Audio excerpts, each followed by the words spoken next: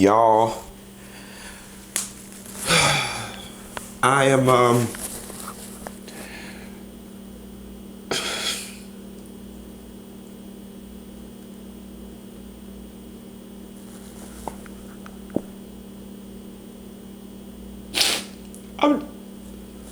I'm just in shambles right now because I feel like sometimes in this country we try and we try and we try and we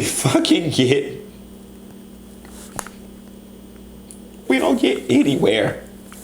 And people keep telling us, oh, just come out and vote, and oh, just do this, and oh, work with the system, and oh, overlook this, and just keep fighting and keep fighting and keep fighting. And it just seems like all that's good and decent in this fucking country just,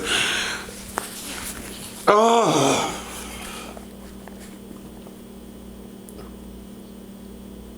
Why is it so hard for us to just be good people?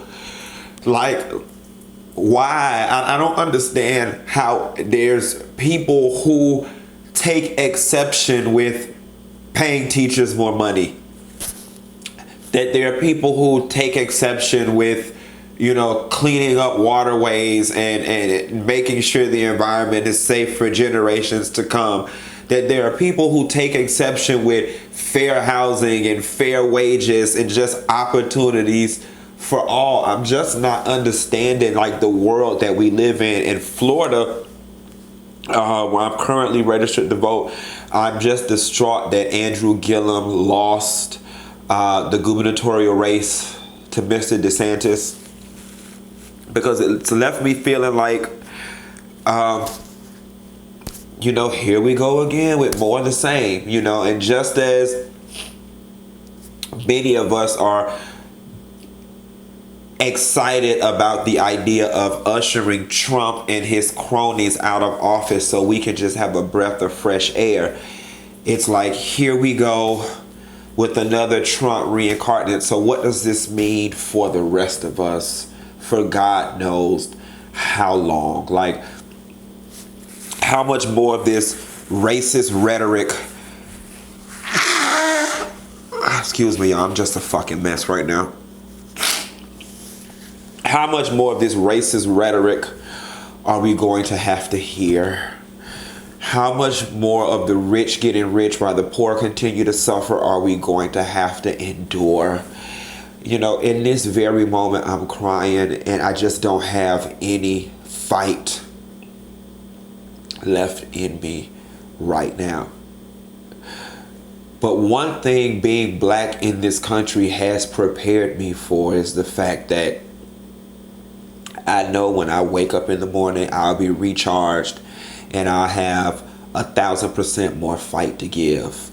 But just the question that I have is, when are we going to have an opportunity as minorities, as, underserved communities, as people who need help? And I'm not just talking about black people. I'm talking about all the common underserved people.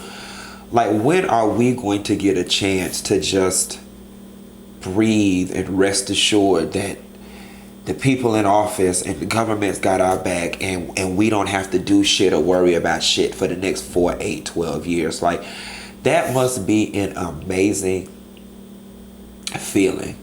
So now us has to leave my house tonight, tomorrow, go out in the world and take on the energy of a lot of these bigots and people who are celebrating the fact that somebody who represents their interest has now won.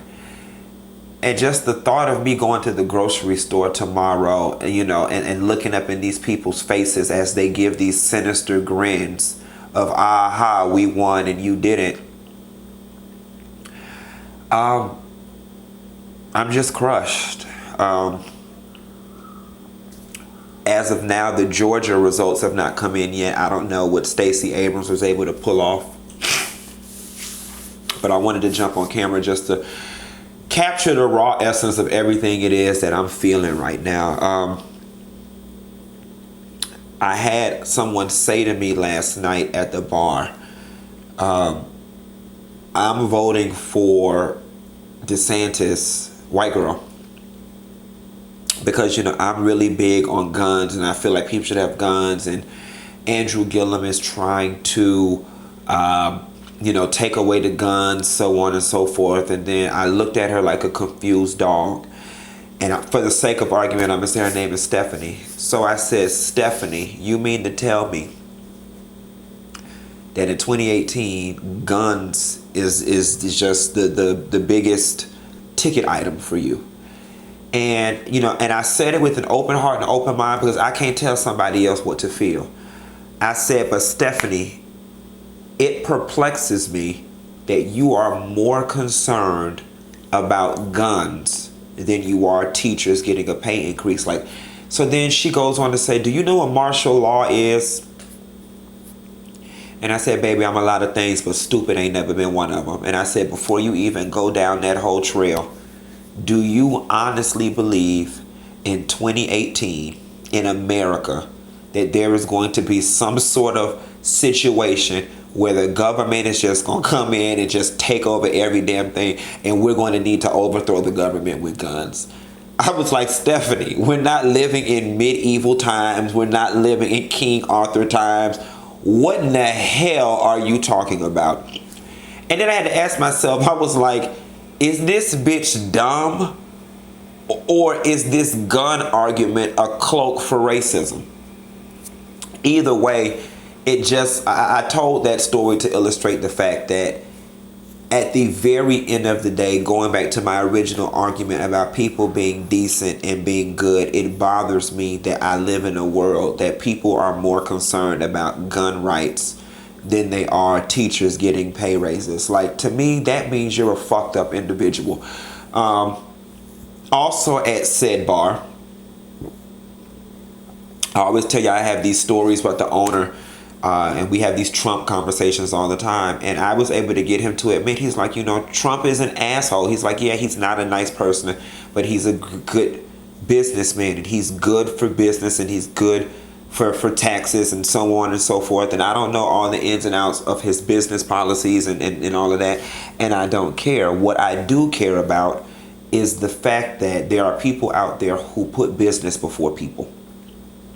And the fact that this man was able to look me in the face and say, yeah, he's a horrible person. Yeah, he's all those things people say he are, but he's good for business. And when you put business above people, that to me says that you don't even view these marginalized people as people, because you wouldn't put business above your mama. You wouldn't put it above your wife. You wouldn't put it above your child. You just put business above these people who don't look like you or who don't come from the same background that you do. And it's disheartening, y'all.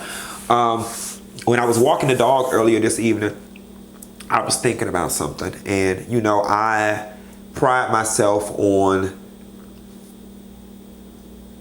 a lot of people look at the whole analogy of, you see a glass with a half a cup of water.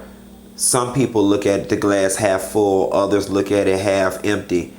I, on the other hand, look at it and be like, why we got to drink water? Pour all that shit out and fill it up with juice. I pride myself on really just thinking really outside the box. And here's what I've arrived with.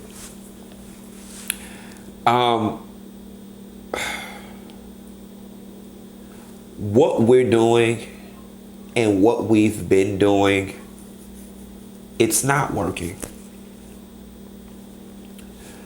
Run to the polls and vote. It's not working. It's just not. And if it is, as far as I'm concerned, it's not working fast enough.